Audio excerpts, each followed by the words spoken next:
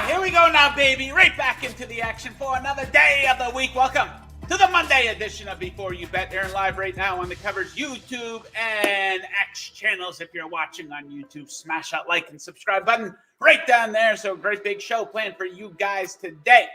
We have an intriguing looking Monday night football game with a lot of good looking betting opportunities. We got a lot to discuss in the world of college football. Brad Powers will be here at maybe at around the 20-minute mark. And then the NBA, absolutely a loaded schedule here tonight. No games tomorrow because of the election. Jon Metler will be here in the third segment of the show. 5 total bets in the association. So if you guys want to get involved in the show today, very easy to do so. Hit up that live chat on YouTube, on X. What do you like in Monday Night Football tonight? What do you like in the week coming up here in college football? And what do you like in the NBA? Let us know what you like and why you like it.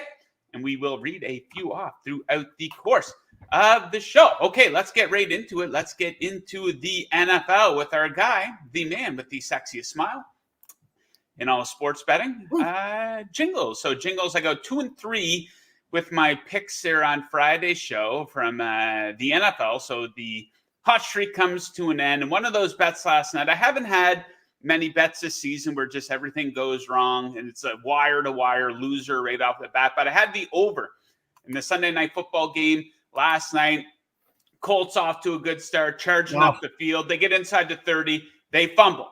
And I say, well, that's not good for the over bet. Vikings get the ball back. Sam Darnold goes up the field, throws a pick right into the end zone.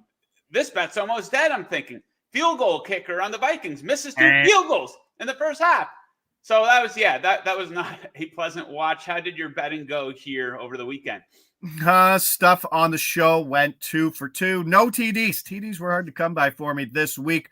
Josh Downs gets his 6th reception on that, what was it, 4th and 16, like the last completion for Joe Flacco last night. So we'll take that one.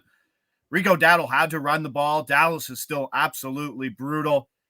I got a little lucky in the New England game, got that cover for my pick 6. That was absolutely gorgeous. Drake May with the second longest time to throw of the year behind Jaden Daniels' Hail Mary. That was a pretty one. Not a lot to get excited for Patriots fans, but that was at least fun until he threw the ball to the other team in overtime.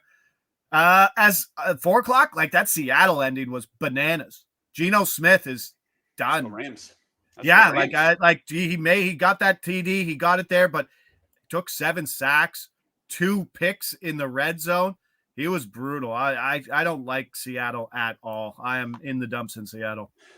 Okay, a bunch of action in the live chat here. Troy in there. He says he likes the over in the LSU game this weekend. LSU, Alabama, primetime Saturday night. Cannot wait for that one. Magic Cap says, Stackman, welcome to the show. 10P Kids in there as well who had over 0.5 rushing yards for Joe Flacco.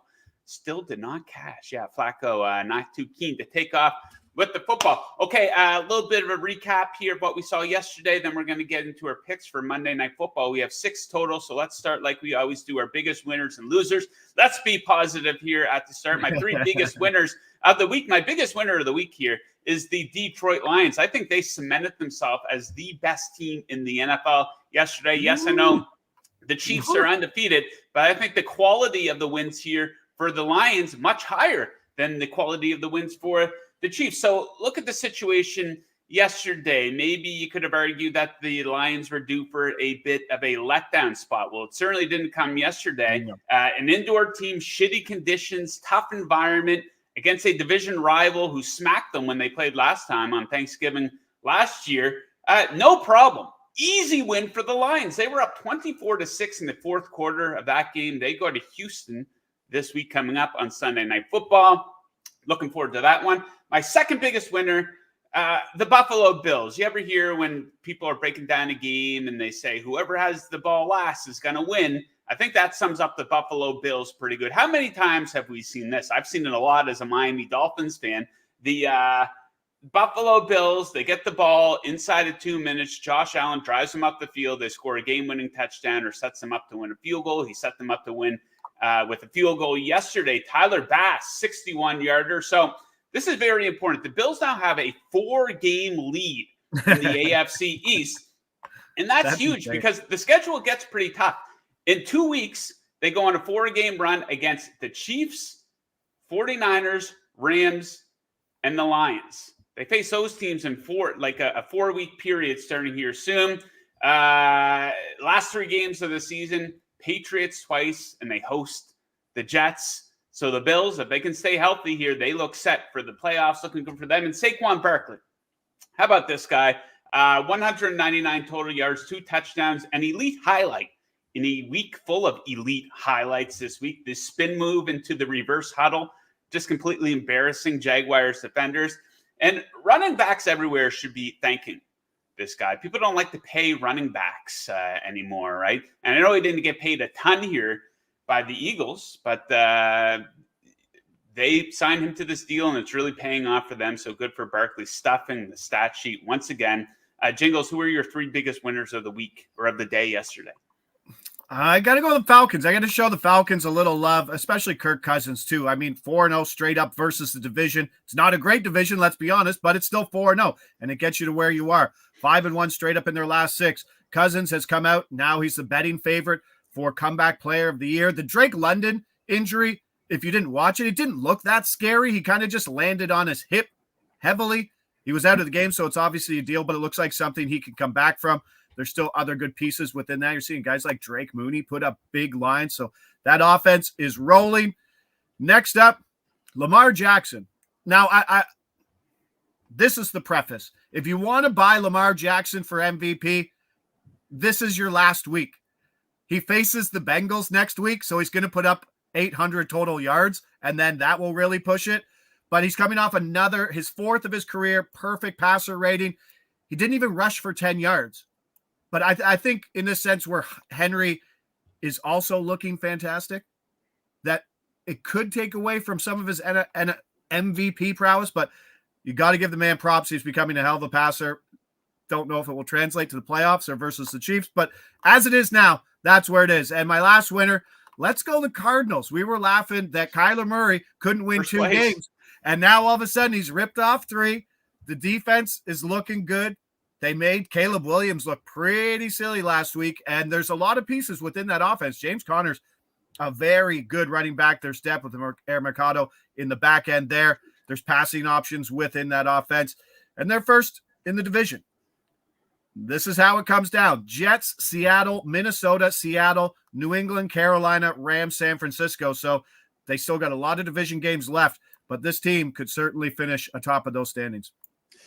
Yeah, people in the live chat right now pointing out that Tua's passing yard prop is probably the biggest loser of the week. I think that might be the funniest bad beat of all time. Sometimes, things go down to the wire and you lose them, but he was comfortably over his passing yard total. Then the Dolphins are out of time. They're trying to do some tricky bullshit at the end. He throws the ball to Achane, and then he laterals it to Waddle, who loses like 27 yards. So that ends up how is it Tua's yardage, right? Because it counts as a passing. The play started as a pass, right? So yeah. I guess I do understand. It's unfortunate for people who lost a bet, but that counts as a pass, right? So I don't know if any of you guys watching the show right now actually bet Tua to go over his passing yard total, but that was an absolute savage beat. Joe Burrow is a winner. I didn't get him on the list. But it was versus Vegas. So let's pump the brakes until we see where Joe Burrow is. But he's starting to move up. That team would be nothing. And it was nice to see them do it without Higgins, I believe, in the lineup too. So whatever. Yeah, be careful of the Bengals, man. That's it. I lost again on them. I lose every week. I got the Raiders at 7.5. And I'm like, they're just not a team that can win to margin because of that defense is so bad. They still gave up 24 points to Vegas, who was throwing Desmond Ridder at the end of the game. I still don't trust them. I can't trust them, and I can't trust Cleveland. Those are the 2 teams I can't trust right now. Okay, let's get negative. Let's have some fun. The biggest losers of the week. The biggest loser of the week, no shock here, the New Orleans Saints. They're such a loser that they fired their head coach here this morning, Dennis Allen, now on the unemployment line. So remember in weeks 1 and 2 when the Saints won both games and scored a combined 91 points? Well, they haven't won a game since. 7 straight losses, It doesn't get much worse than losing to the Panthers. They had a lead in that game with a little bit more than 2 minutes left, too. Maybe, I don't know, maybe a little bit of a blessing in disguise, though, for the Saints. They brought Derek Carr in to be a Band-Aid. It's obviously not working. This team needs a total reset. Now they're going to go into it. The last thing, as a Saints fan, that you would have wanted this team to go 9-8, run it back with Carr, run it back with Allen. Now they get to start over here. So I think probably a blessing in disguise. Maybe go into a little bit of a tank mode. They're going to need a quarterback. Second biggest loser, we're going to pair two together, the Packers and Bears offenses. So the Packers at home versus an indoor team, shitty conditions. They didn't score a touchdown until the fourth quarter of that game.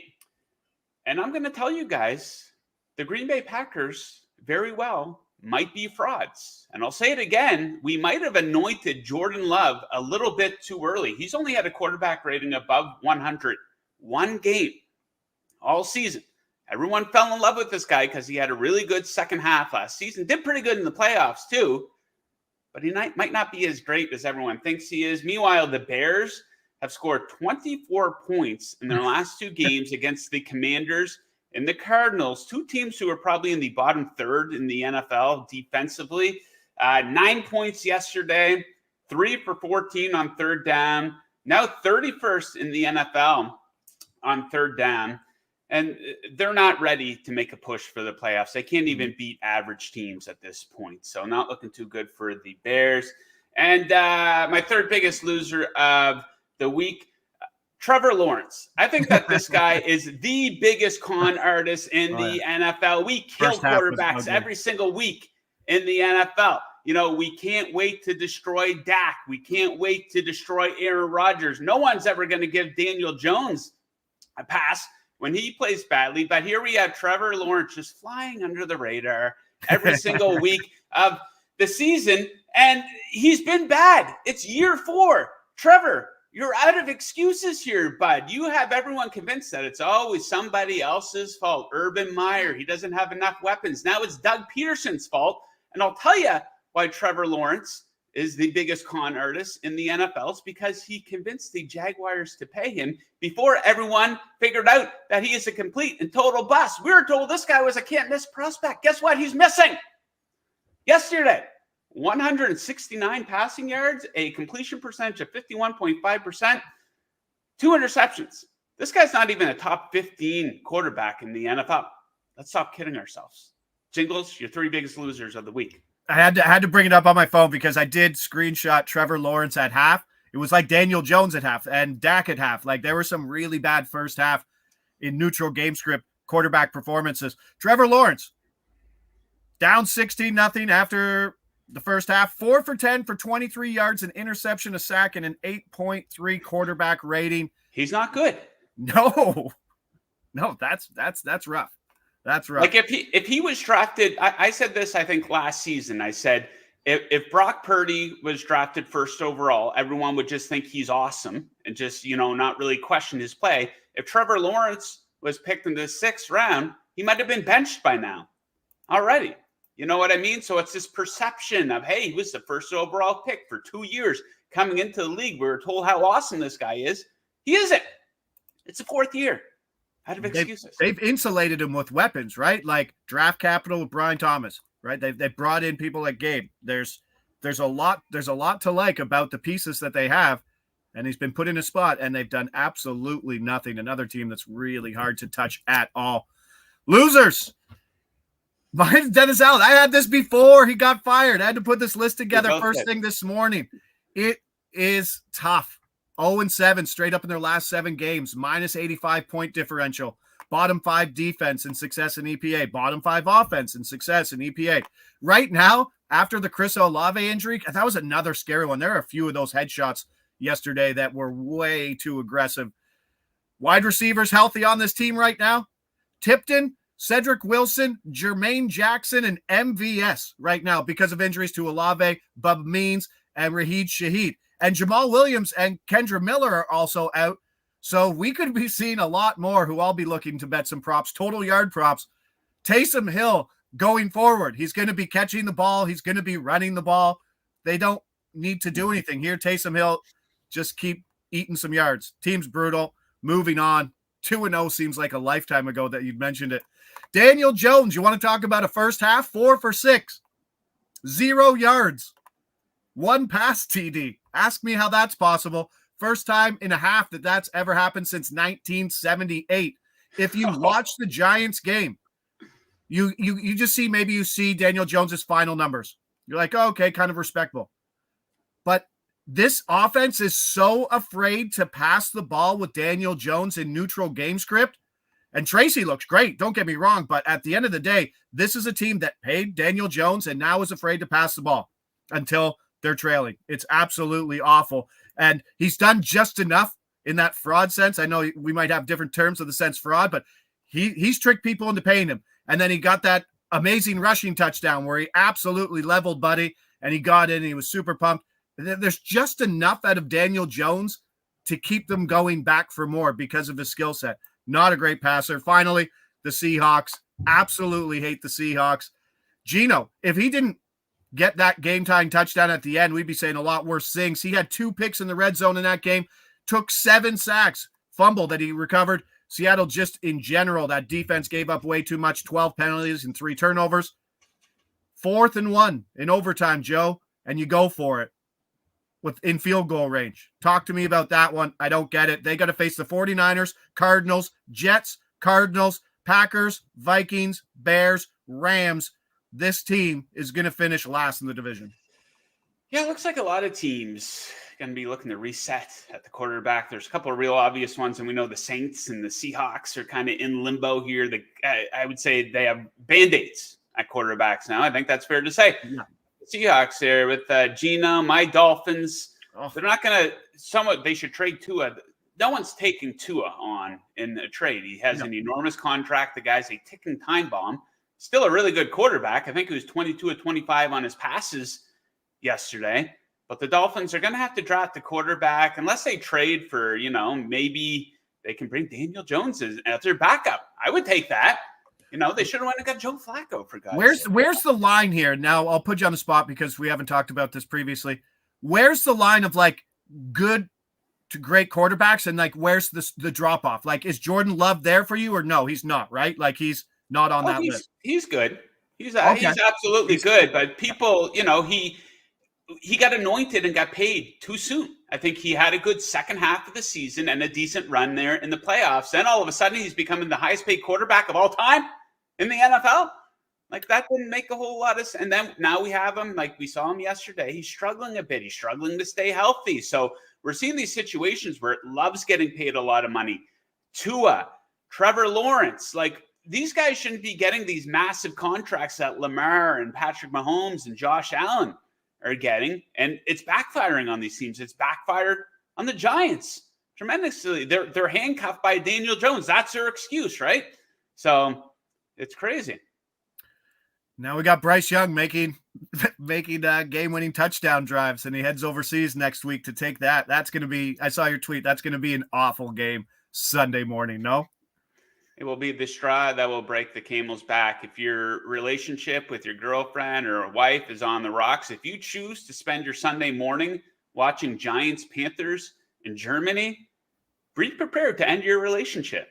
That's not a good excuse to take time away from your family. I know we love football, but that's pretty rough. And I'm seeing some smart asses in the chat here. Jon Metler says Dolphins are going to trade for Trevor Lawrence. That would make no sense. He's being a smart ass. If they did do that, that would give me an out, though, to say, I'm no longer a fan of the Miami Dolphins. So, hey, maybe that will happen. Maybe that will be the best case scenario. Okay. More good QBs or more good coaches before we get on to the next thing? I go QBs. I think, I would go QBs probably as well. All right, let's get into Monday Night Football here. You have 800 picks. I love it. I have 800 picks for this game. I plan on usually I'll do a side or total and a prop, but I looked at the board here. There's 4 bets that I really makes. So I got 4 picks to give out. So you got 2. I'll get us started here. We're going to start things off with going over the full game total. I think we're in for a fun one. Over 45.5. I think this total is too low. So check out these Bucs games here lately.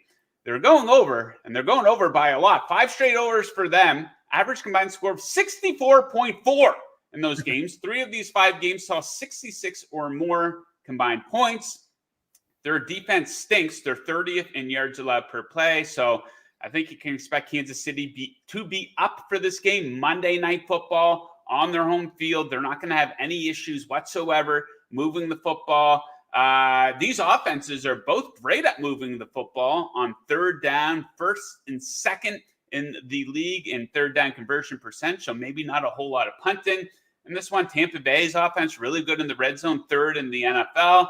And both offensive lines doing a fantastic job of protecting the quarterbacks. Bucs allowing the 4th lowest pressure percentage. KC has allowed the 2nd fewest sacks. So I think this game sets up decently for both quarterbacks, and we'll go over 45.5. Jingles, Rachaad White. What do you like for him? I like that he doesn't have to run the ball as much, and he can catch the ball a lot more now with Bucky Irving looking like the better running back. Both backs getting a lot of work. They had 13 total targets last week in that spot without their receiver. So since he's come back from injury, 109 receiving yards in just 2 games. He's coming off a high in routes run, so he's getting that opportunity a lot more. We saw that Bucky Irving had the better catching line last week, but going forward, it should be White just because of the volume that he's running. And in that spot, there's just a wild amount of injuries to this Tampa Bay receiving core, who is now, Sterling Shepard is questionable, hamstring. Jalen McMillan, questionable with hamstring. And that one worries me more because it was popped up late on the Friday. So that could have been on the Saturday. That could have hit late. And it's going to take a little longer to get back from that one. So at the end of the day, this could be a team that's running like Trey Palmer and Ryan Miller as wide receiver 1 and 2 in this game. So your boy Cade Otton could have big games, and expect both of these backs to get a lot of run in the passing game today.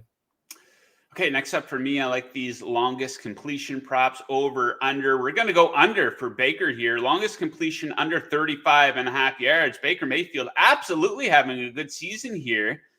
But this long passes haven't exactly been in his bag here this season. He's gone under this in 6 of 8 games. He ranks 34th in the NFL. Just 3.7 air yards per attempt. He doesn't air out a lot of deep balls.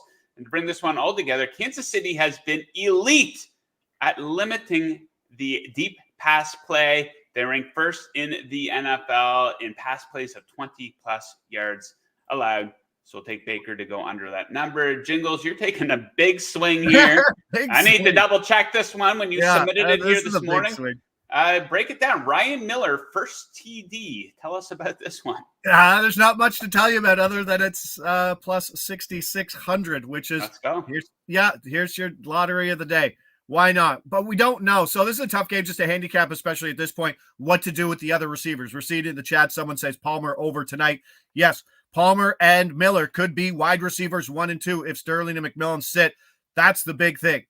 So Sterling Shepard probably is going to be the more probable of the two from what I'm reading, but they both could play. But even if they both play, this was a team that ran 11 personnel at 81% last week, even with the injuries to Evans and Godwin. So they're still happy to run out 3 wide receiver sets.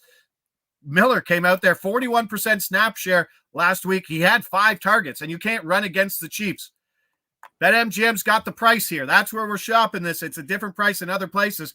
He's 11-1 for a TD if that's the way you want to go, but it's not often you can see 66 or just anywhere in that range of first touchdown props. We're kind of in that range where we saw Thursday night, buddy Mordecai Corley. We saw some of those at 150-1 when he dropped the ball going into the end zone.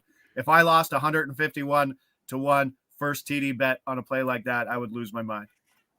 Yeah, you'd have to retire from betting, I think, if you lost that one. Okay, 2 quickies for me here. Then we'll go to Brad for college football. Kareem Hunt, over 62.5 rush yards. I love this one. So Tampa Bay stinks against the run here, guys. 31st in yards allowed per rush attempt. He's only played 4 games here, but he's getting a lot of work. He has averaged 77 yards per game. He had a season-high 102 in his lone home game so far this season. He's had 21 or more carries in 3 straight games. Not a whole lot of competition here in the Chiefs' backfield. Last week against the Raiders, Carson Steele was the only other running back on the Chiefs to get a carry. He only had 2. So I think Hunt will have a good opportunity to have a big game here against the Bucs. And we're going to go to my guy. Jingles alluded to this one. Cade Otton. We're going to go over 53.5 receiving yards for him. This one looks great on paper. Sometimes when they look great on paper, they don't work out. But this one looks too good on paper. So how about a little bit of goddamn respect here for Otton? 53.5 yards. What is this number? He's had 81 and 100 receiving yards in his last 2 games. He is Baker Mayfield's new best friend. 17 catches on 20 targets in his last 2 games. Tampa Bay a little low on receiving options. You might have heard about that. And to bring it all together here, the Chiefs are actually awful at defending the tight end position. They're pretty good overall defensively, but they're allowing 80.8 yards per game to tight ends. That's one of the worst marks in the NFL. P. Bostana likes it. Mark S. likes Otton. Anytime touchdown, plus 210. Not a bad price. He's getting a lot of looks here. So yeah, that does it. Jingles, we'll send you on your way here. But before we do, tell us what else you have going on here at Covers this week. You're a busy man. 11 hockey games tomorrow, I believe, too, today. So throwing some snacks today, more hockey tomorrow. No basketball for you guys tomorrow, so that will be interesting. You'll be on the hockey beat, but I'll be back with Carlo Wednesday, Thursday, Friday, doing puck props at 10 o'clock live. But if this game goes as planned, right? Hunt, 20 carries, 100 yards. Cade Otton in garbage time, 10 catches, 100 yards, a TD. Wouldn't that be nice? Yeah, a lot of points. Let's see it. Looks like a decent game here from a betting perspective. All right, Jingles, thanks again for joining. Best of luck with those picks, and we'll catch you on Thursday. Yep, take care. All right, guys, close to 1,200 people watching live now on YouTube and X. Very active live chat. Keep it coming. The man that a lot of you guys are here for is here now. Let's go down to sunny Las Vegas.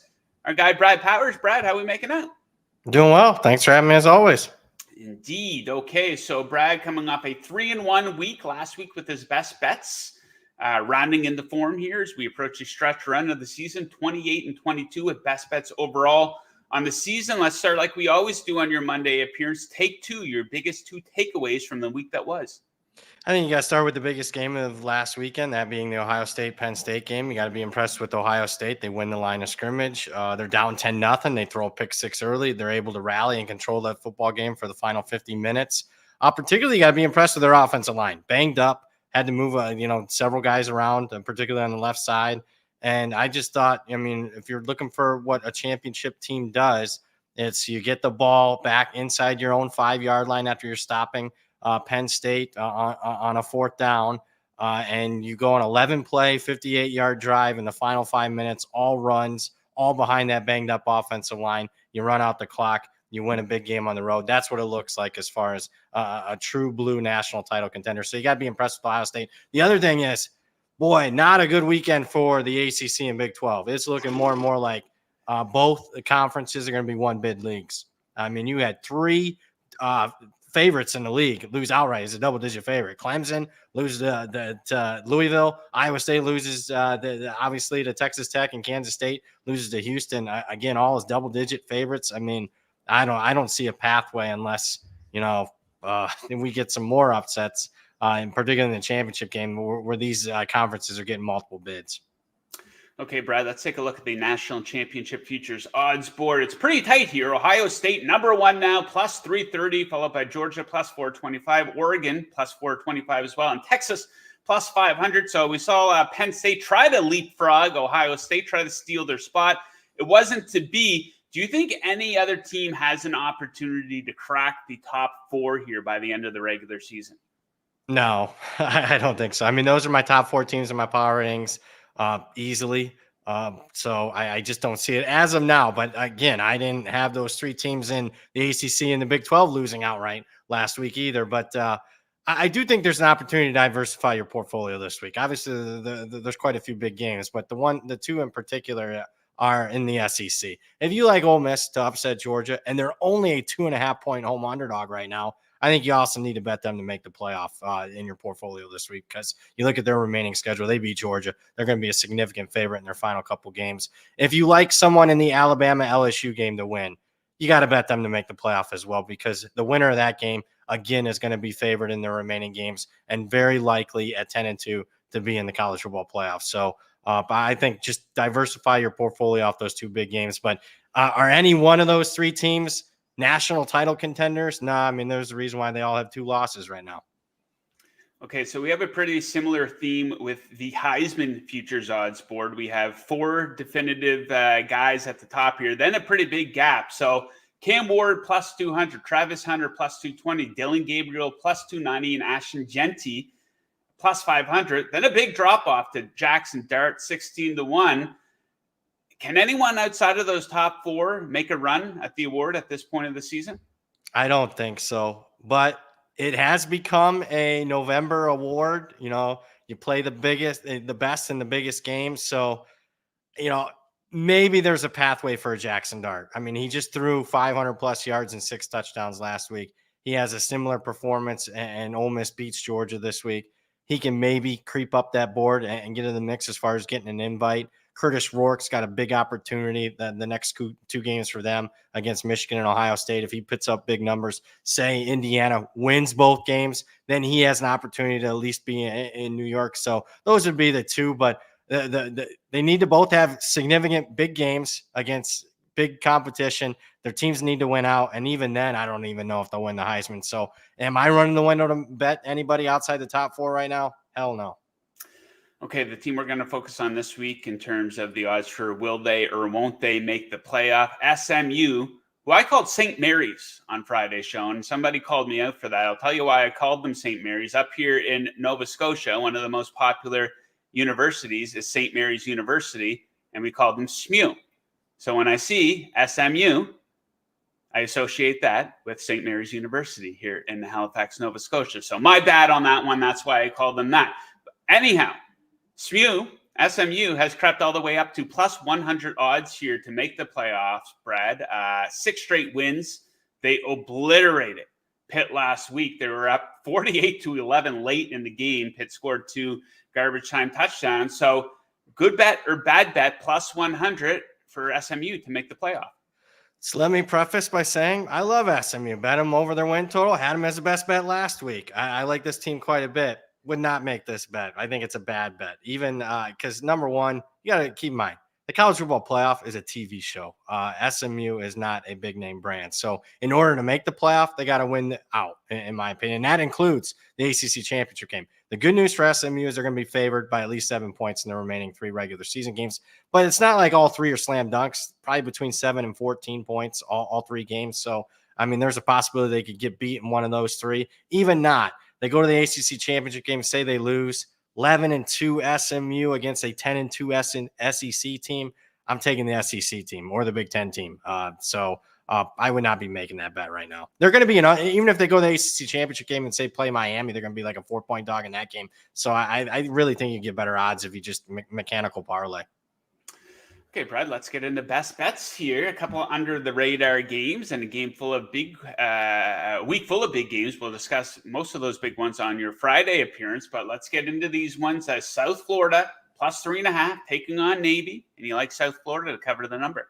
I do like South Florida here, and this probably isn't going to be popular because I'm fading the Service Academies this week, but South Florida plus 3.5. What am I seeing? Well, I'm seeing a team that's growing with a backup quarterback. Their starter has been out for a while. They got a couple of back-to-back wins. But more importantly, this is a play against Navy that's been exposed the last couple of weeks. They didn't play anybody to start the season worth a dang. They were number 1 in the country coming into the Notre Dame game as far as turnover margin. They haven't had the same turnover luck the last couple of games. What's happened?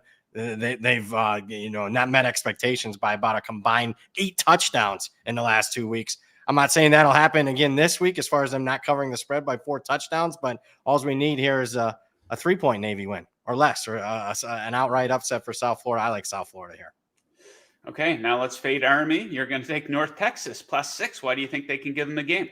Multitude of reasons. I like the spot for North Texas. They're off a bye, extra time to prep for the option. And I don't mind fading an Army team that's starting to get overpriced in the market. How do I know that? Well, they haven't covered their last 2 games if you bet Army on versus the closing line. On top of that, Army's quarterback was out last week. Expectation is he's going to come back this week, but is he going to be 100%? It was a foot injury. He was in a walking boot all last week. So I just, how competent he's going to be. Obviously, the Army quarterback, last I checked, runs the football. He's their leading rusher. He's the leading rusher of all quarterbacks in the country. I think there's undefeated pressure as you get further and further into November. Don't believe me. Look at all the unbeaten teams that lost last week as favorites. I like North Texas plus the 6 here. Is it going to be the absolute best number you can get? Maybe not. If he gets ruled in, I could see it going up. If he gets ruled out, you're going to have an amazing bet here because this line is going to drop several points. So I'm comfortable with it. I bet it at worse numbers already. I like North Texas to win outright. I'll call my shot. Ooh, They beat unbeaten go. Army this week.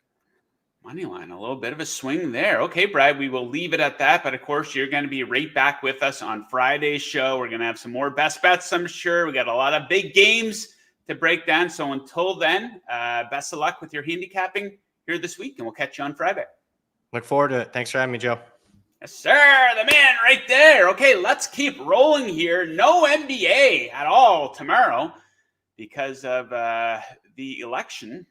News to me. I had no idea that they were having an election. But yeah, so NBA will take the night off tomorrow as a result of that absolutely loaded schedule here tonight. So let's bring in our guy, the Magic Ass Man, Jon Metler. How we doing? Good. They put it. I think all 30 teams are playing tonight. Nobody plays tomorrow, and then all 30 teams play again on Wednesday. So no games tomorrow, but they gave us massive slates on either side of the election there. Yeah, so let me ask you about this off the top before we get into our picks. So, we're still relatively young into the season. Every team has played at least 5 games, some as many as 7. Probably the two biggest surprises people thought the Milwaukee Bucks were probably going to come out swinging this season, considering how things ended for them last year. They're 1-5. They look like absolute dog shit to open the year. And surprises colliding, they're taking on the Cleveland Cavaliers tonight. The Cavs off to a fantastic start, 7-0. Do you think the Bucks are going to be able to turn this around? They just got to, what's going on with this team? This is pathetic.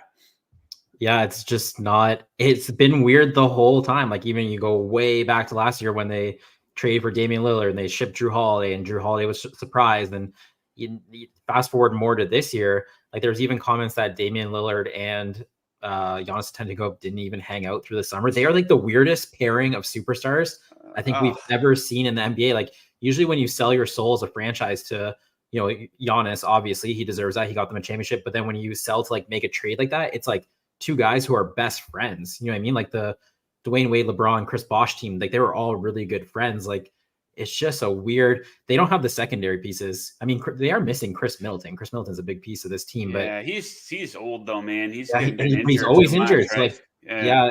And like even the end of last game, when Donovan Mitchell hit the game winner, I tweeted, I was like, why the heck is Gary Trent Jr. guarding Donovan Mitchell and the ball? Like you could probably put DeLon Wright on him. He's a better defender, but it also just kind of is their roster. Like they don't really have anywhere to go. They sold out for the superstars, and the superstar thing is not working. I'm very. It's not going to work out. It's not. Oh, go ahead. Continue. Sorry.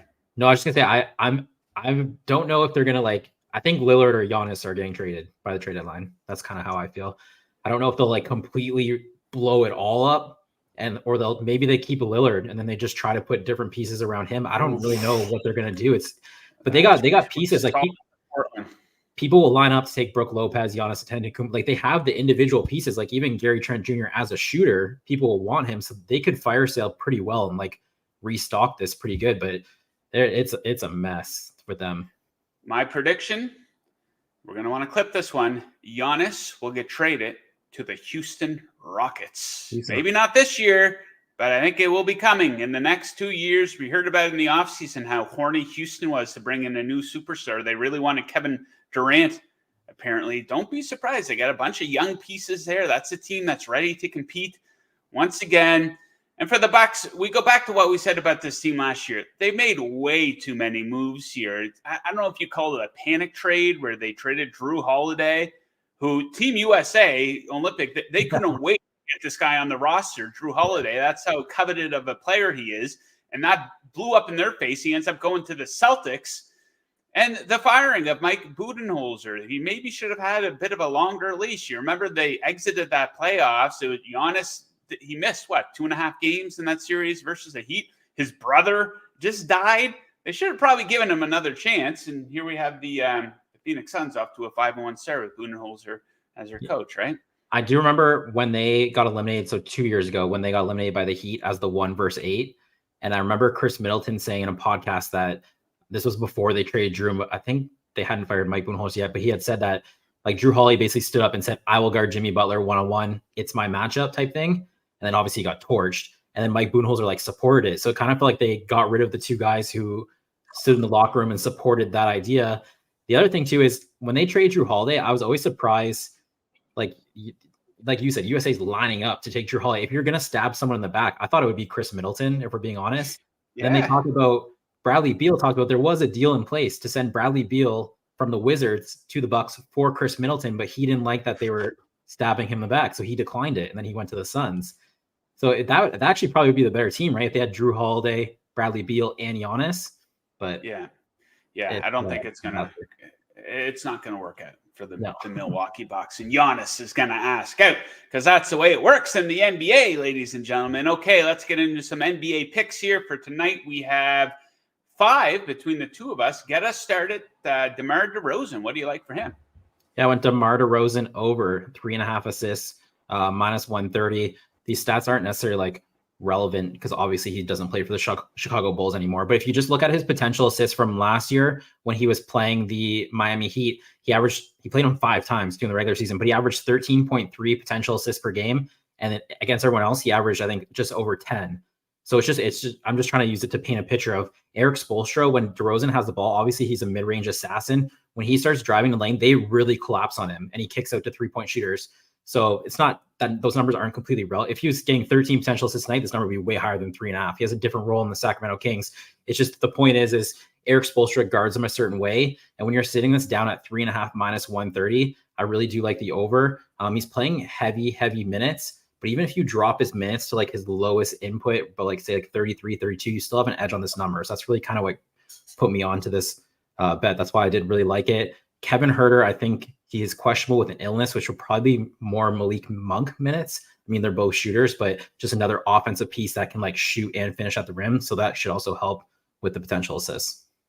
Okay, address something in the chat. Huskers 69. What's the 69 mean? He says Grizzlies Nets over 225.5. Let's hear it, Joe. I know you like it. I do like it. I didn't submit it as one of my best bets. There's a lot in the NBA to like here, but I did bet that up 225. I made the same bet last week. It lost. I believe the total was 226 in the game when they played last Wednesday. It should have easily hit, but the Grizzlies scored 16 points in the fourth quarter, so I did go back to the well and bet that.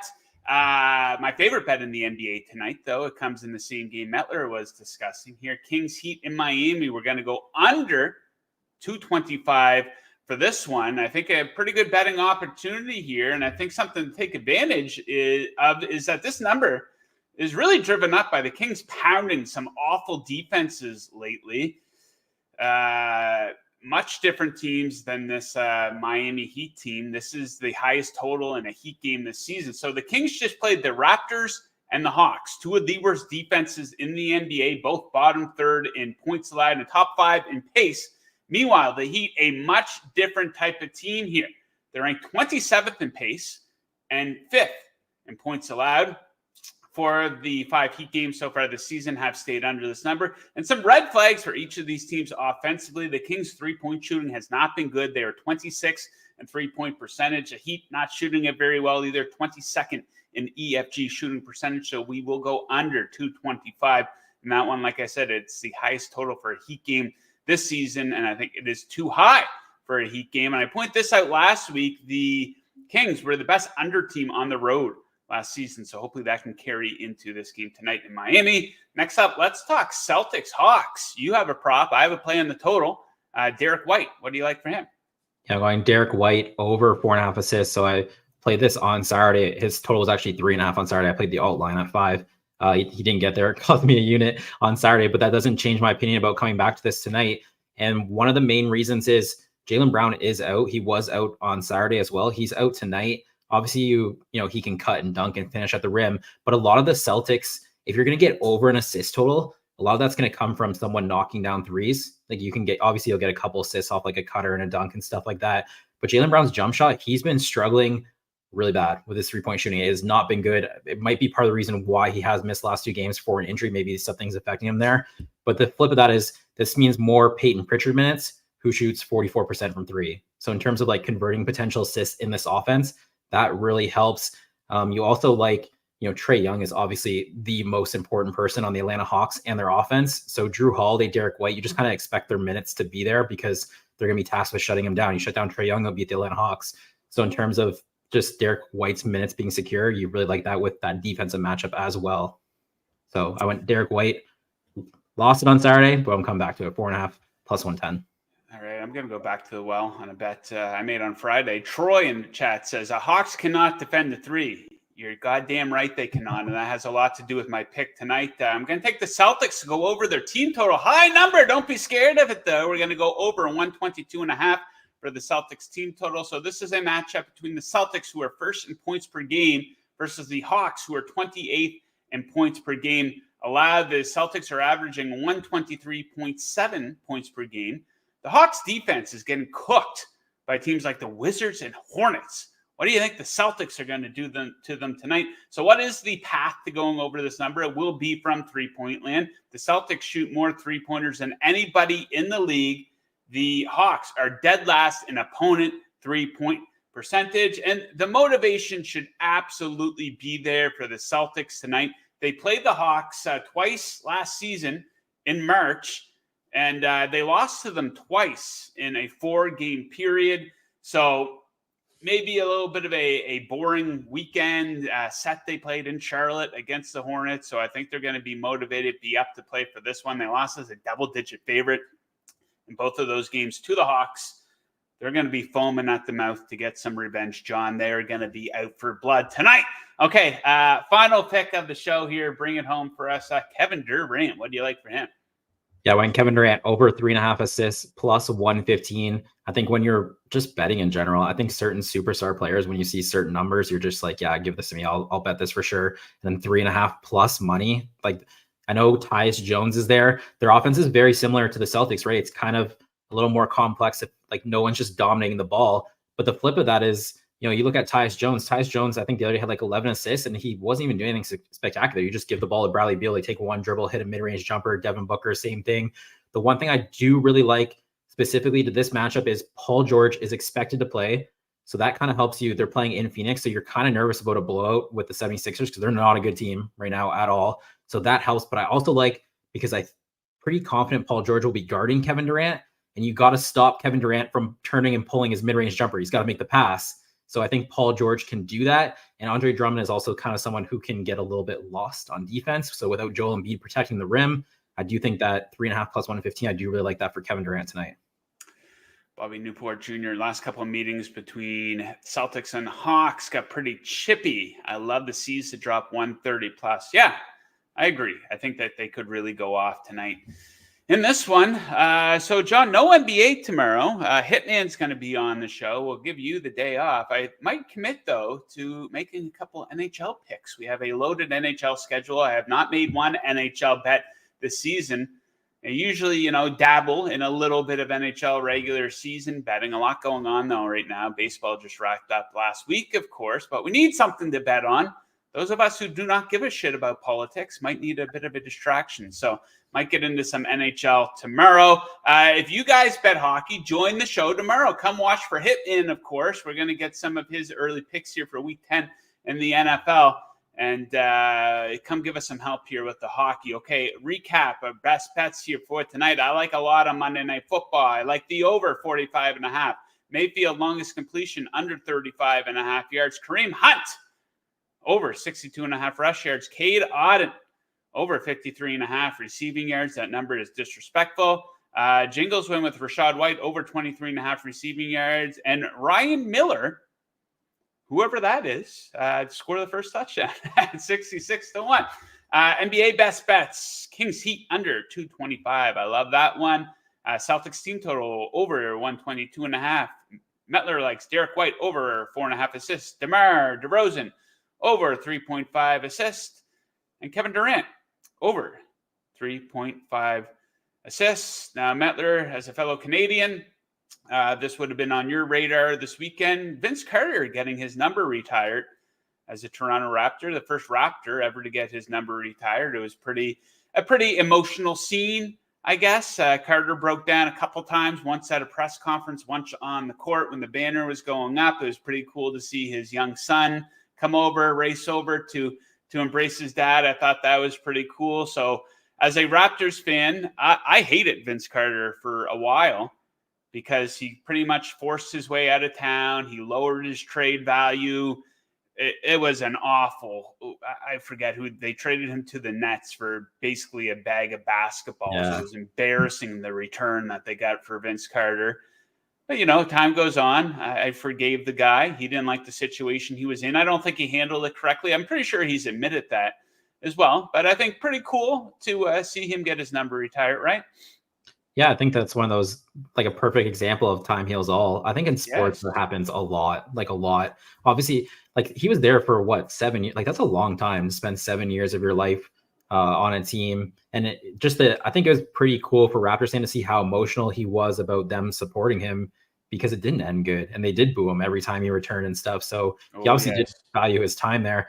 One, I will say that banner is the slickest banner I think I've ever seen with him punching between the legs. Whoever came up with that idea, phenomenal. I mean, Vince Carter was, I'm going to show my age because I really don't remember the whole scenario because I was like 10. I'm really showing my age. Yeah, he didn't like it because they were going through a situation where they went to a game 7 of the Eastern Conference Finals, I believe, versus the 76ers. And he wanted them to bring in, I believe it was Julius Erving, to be the general manager of the team, or like to have some type of like upper tier management role. And they ended up bringing in Rob Babcock, who was a complete disaster as a general manager for the team. And Vince Carter, he wanted to be traded. They didn't want to trade him. And he just completely, totally tanked his value. I don't know, but if you go look at his career stats, you can pinpoint his last season with the Raptors. His numbers are just absolute brutal. But like you said, time heals all wounds. It's just sports. He seems like a great guy too. So I feel like there's like your age, obviously you really hold it against him, the trade value, that stuff. But like from me as a kid, like I'm a 10-year-old, I have a Vince Carter purple jersey. It's like a kid's medium. It's one of the first jerseys I ever owned. I know him as like the NBA Live dunk champion, like all those things. So like to me, like he really put Canada basketball on the map. That stuff didn't bother me just because the age I was. So to see his jersey get retired, I thought that was pretty cool. Yeah, that performance in the dunk competition, absolute electric stuff. Okay, Metler, let us wrap up the show today. We're going to be right back with you guys tomorrow. Professional sports bettor Hitman will be with us to discuss some of the big topics in the NFL and to give some of his best bets for week 10 of the season. So you're not going to want to miss that. And after that, probably do some hockey picks because there's no NBA to bet on here tomorrow. So you're going to want to tune in to check that out. Metler will be back with us on Wednesday's show when we have another loaded slate of NBA action. So you want to check us out then as well. So thank you to all of my guests for joining today. Thank you to producer Mick, that did a fantastic job producing the show today. Thank you to BetMGM for sponsoring the show. Make sure you check them out for all your sports betting needs. Thank you to all the viewers for checking us out today. Best of luck with all your bets. We'll catch you again tomorrow. Woo!